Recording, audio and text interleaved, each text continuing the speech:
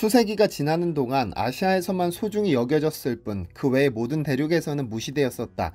지난 3월 15일 미국 언론 뉴욕타임스에 게재된 특집 기사의 첫 문장인데요. 기후 전문 기자인 소미니 생굽타 기자는 한국을 방문해 전남 완도를 찾아 소완도 김양식장을 취재한 후 기사를 내보냈는데, 한국의 농부들이 급증하는 수출 수요를 따라잡기 위해 고군분투하고 있다고 썼습니다. 이 기자가 급증하는 수출 수요라고 문구를 쓴 이유가 있습니다. 왜냐하면 한국에서 생산되는 김은 현재 70%라는 압도적인 수치로 전 세계 시장을 장악하고 있는데, 한국 상품이 이 정도 점유율을 차지하는 것은 LNG선 등 고부가 가치 선박에 불과하기 때문이죠. 실제로 김의 수출 성장세가 대단합니다. 2010년 1.1억 달러에 불과했던 김 수출은 2022년 6.5억 달러로 폭발적으로 성장했는데 13년간 매년 16.5%씩 증가한 셈입니다. 세계 2위 경제대국으로 성장한 중국이 개혁개방 이후 연평균 약 7%가량 성장했는데, 그보다 2배 빠른 수치로 한국의 김 수출이 증가한 겁니다. 김은 어느새 검은 반도체라 불리면서 라면에 이은 농수산식품 2위의 수출 상품이 됐죠. 한때 외국인들이 혐오식품이라며 블랙페이퍼라 부르던 김은 어쩌다 검은 반도체까지 성장하게 된 것일까요?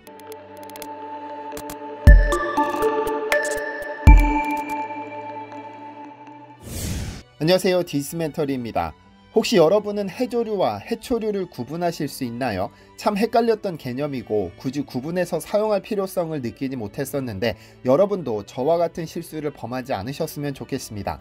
사실 해조류와 해초류는 완전히 다른 식물인데, 우선 해조류란 꽃을 피우지 않습니다. 반면 해초류는 꽃을 피우죠. 해초류의 경우 한국에서는 잘 발견되지 않고 대부분 열대지방에서 볼 수 있습니다. 번식 방법으로 이 두 종을 빠르게 구분할 수 있는데, 해조류는 포자 번식이기 때문에 뿌리, 줄기, 잎을 구분할 수 없지만, 해초류는 씨앗 번식이기 때문에 꽃을 피우는데, 그래서 뿌리, 줄기, 잎이 구분됩니다. 우리가 즐기는 파래나 김, 매생이, 미역, 다시마, 톳 등은 전부 뿌리, 줄기, 잎이 구분되지 않는 해조류입니다. 이렇게 두 종을 구분할 수 있는데, 위에서 언급한 김이나 미역 등의 해조류는 현재 전 세계가 가장 큰 관심을 보이는 탄소 중립의 선봉장입니다. 탄소 중립이란 온실가스 배출을 최대한 줄이고, 그래도 배출된 온실가스는 흡수하거나 제거시켜서 실질 배출량을 제로로 만든다는 개념으로 지구를 보호하자는 취지로 시작된 운동입니다. 그리고 이 분야에서 한국은 상당히 뛰어나며 특출납니다. 유엔 식량농업기구 FAO에 따르면 한국은 전 세계에서 손꼽히는 해조류 양식국으로 중국이나 인도네시아와 같은 거대한 영토와 거대한 해양을 가진 국가보다 뒤에 있지만, 영토 면적에 비해 그 양은 상당합니다. 그리고 미 항공우주국 나사는 해조류가 탄소 중립의 핵심적인 역할을 한다고 보고 있습니다. 왜냐하면 해조류는 산소를 생산하고 탄소를 흡수하며, 흡수한 탄소는 해저에 저장하는 역할을 하는데, 해조류 등의 바다식물은 육상식물보다 50배 뛰어난 저장 능력을 가지고 있다고 하죠. 한국수자원공단이 2009년부터 조성 중인 9,948헥타르 규모의 제주 바다숲은 1년에 약 33,525톤의 이산화탄소를 흡수하는 것으로 조사됐는데, 이는 내연기관 자동차 22,000대가 배출하는 이산화탄소에 버금가는 양이라고 하죠. 뿐만 아니라 현재 한국에는 약 21곳의 갯벌이 있는데, 이 갯벌들이 흡수하는 이산화탄소의 양 또한 상상을 초월합니다. 그런데 재미있는 것은 이 갯벌 덕분에 우리나라에서 생산되는 김이 명품으로 불린다는 점입니다. 위도 34에서 37도 연안에서 생산되는 녀석을 보통 최고의 김이라 부를 수 있는데, 같은 위도라고 하더라도 수온이 맞지 않으면 그 맛은 현저히 떨어집니다. 최적의 수온을 약 5에서 8도라고 보는데, 4도 이하로 떨어지면 성장하지 않고 15도 이상으로 올라가면 뿌리가 녹아버립니다. 그런 의미로 보자면 한국의 김은 위도, 온도 등 최적의 조건을 갖추고 있는데, 여기에 갯벌이 활용점정을 찍습니다. 왜냐하면 한국은 타국에 비해 갯벌이 굉장히 발달했기 때문인데요. 구글맵으로 우리나라를 살펴보면 서해안과 남해안은 만가 섬으로 인해 해안선이 아주 복잡한데, 갯벌은 밀물과 썰물의 차이가 큰 해안에 오랫동안 퇴적물이 쌓이면서 생성됩니다. 한국의 서남해안의 경우 약 2만 년 전 이래 황해의 해수면이 빠르게 상승하다가 약 7,000년 전부터 상승 속도가 느려지면서 퇴적물이 해안선에 쌓이기 시작했습니다. 그래서 한국산 김은 물에 잠겼을 때 갯벌에서 공급되는 영양분을 충분히 섭취하기 때문에 일본이나 중국, 인도네시아 등지에서 생산되는 김과는 비교도 할 수 없는 겁니다. 그런데 한때는 진흙이 질척질척해 못쓰는 땅으로 여겨졌던 한국의 갯벌이 유네스코 세계 자연유산에 등재되어 있다는 사실을 알고 계시나요? 지난 2021년 7월 26일 개최된 제44차 유네스코 세계유산위원회는 한국의 갯벌을 세계 자연유산에 등재하기로 결정했습니다. 그리고 그 갯벌을 영어식으로 바꾼 머드플랫이나 타이러 플랫 등으로 쓴 것이 아니라 갯벌이라는 한국어 표현을 그대로 가져다 썼습니다. 한국 갯벌이 가진 고유의 가치를 인정하겠다는 의미일 텐데 사실 갯벌은 한국에만 존재하는 유일하고 독창적인 장소는 아닙니다. 그렇다면 왜 유네스코는 갯벌을, 그것도 한국의 갯벌 4개를 콕 집어 인류가 보존해야 할 자연유산으로 선택한 것일까요? 유네스코 공식 홈페이지에 그 답이 있습니다. 유네스코는 한국의 서해안과 남해안에 있는 서천, 고창, 신안, 보성, 순천 갯벌은 지질학적, 해양학적, 기후학적으로 보존해야 할 가치가 크다. 이곳에는 세계적으로 멸종위기에 처한 22종을 포함해 2150종의 동식물군 등 높은 생물 다양성을 보유하고 있다. 또한 118종의 철새도 서식한다. 한국의 갯벌은 지구 생물 다양성의 보존을 위해 세계적으로 가장 중요하고 의미 있는 서식지 중 하나이며 특히 멸종위기 철새의 기착지로서 가치가 크므로 탁월한 보편적 가치가 인정된다고 등재 이유를 밝히고 있습니다. 즉 서천갯벌, 고창갯벌, 신안갯벌, 보성 순천갯벌 등 5개 지자체에 걸친 4개 갯벌은 탁월한 보편적 가치를 지녔기 때문에 인류가 보존해야 할 자연유산으로 본 것이죠.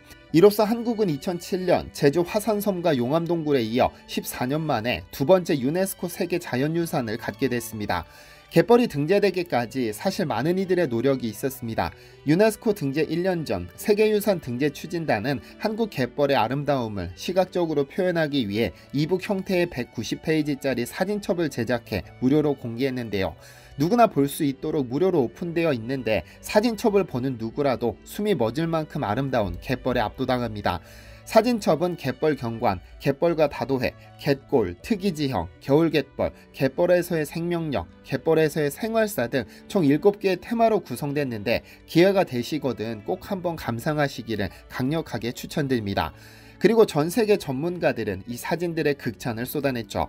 국제철새 관련 중요 기관 중 하나인 영국 왕립조류학회의 선임연구원 크락포드는 이북 사진첩을 공유하며 한국 갯벌의 아름다움과 야생동물에 대한 가장 아름답고 진실한 묘사를 보기 위해 이북을 보길 원하며 2021년에 세계유산에 등재되길 희망한다라는 응원의 메시지를 남겼고 갯벌 지질 분야 세계 2대 석학 중 한 명인 독일의 플레밍 교수는 현직에 있었다면 갯벌 지형 지질의 교과서로 활용했을 것이다 라며 한국 갯벌의 아름다움에 극찬을 표했죠. 그런데 한국의 갯벌 4곳은 세계 자연유산으로 등재될 만큼 탁월한 보편적 가치를 지니고 있기도 하지만 기후위기 극복의 가능성을 품은 장소이기도 합니다.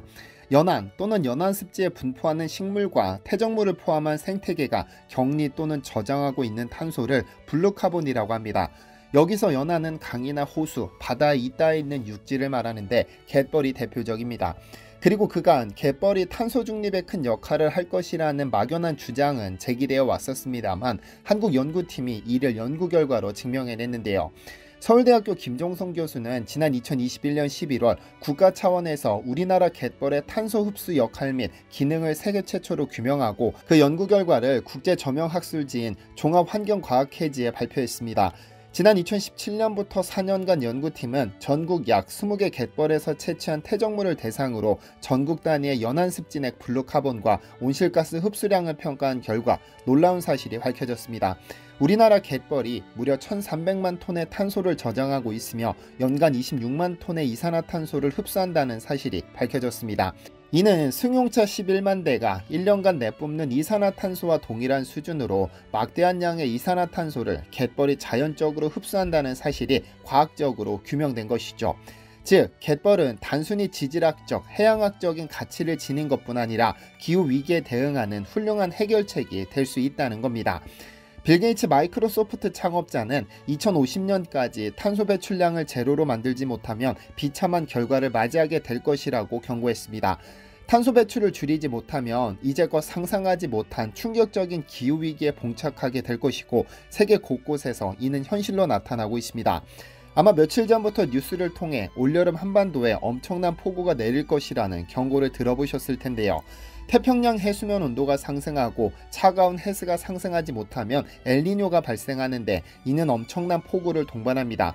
지난 5월 1일 기상청에 따르면 남동태평양 엘니뇨 감시구역 해수면 온도가 4월부터 급격히 상승하기 시작했는데 엘니뇨가 발달하면 한반도에는 여름철부터 남부지방을 중심으로 강수량이 늘고 기온이 낮아지는 경향을 보입니다.